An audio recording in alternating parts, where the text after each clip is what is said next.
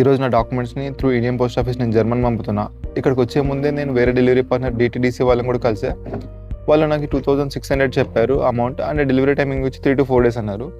Indian post office వాళ్ళు speed post అయితే 5 to 6 days అని చెప్పారు. నాకు అమౌంట్ 2200 చెప్పారు. నార్మల్ పోస్ట్ అయితే మనకి వితిన్ 500 to 600 లోపు అయిపోతుంది. హార్డ్లీ 1K కంటే మ్యాక్సిమం అవ్వదు. అండ్ మనమే ప్యాక్ చేసుకోవాలి కాబట్టి నేను ఒక కవర్ లెటర్ తీసుకున్నా. అది వాటర్ ప్రూఫ్ అనమాట. అండ్ నేను దానిపైన అడ్రస్ కూడా నేనే పేస్ట్ చేశాను. ఒక పేపర్ పైన జిరాక్స్ తీసుకొని నేను టేప్ తీసుకొని నీట్గా పేస్ట్ చేశాను.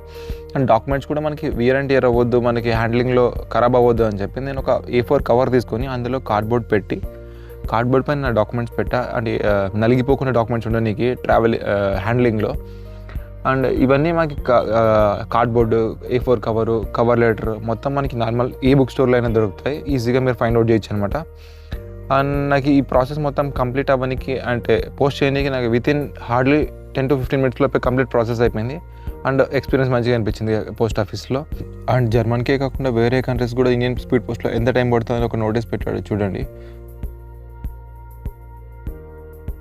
ఇది నా ఫైనల్ ప్యాకేజ్. మొత్తం నాది 144 grams వచ్చింది. కస్టమ్ డిక్లరేషన్కి వచ్చేపాటికి వాళ్ళకి మనం చెప్తే వాళ్ళే డిక్లరేషన్ మొత్తం ప్రింట్అవుట్ తీసి రాసి ఇస్తారు. మనకి జస్ట్ ఫ్రమ్ టు అడ్రస్ పెడితే సరిపోతుంది. అండ్ మన కస్టమ్ డిక్లరేషన్కి ఒక ఆధార్ కార్డ్ జిరాక్స్ ఇవ్వాలి విత్ సిగ్నేచర్ అండ్ డేట్ ఇస్తే సరిపోతుంది.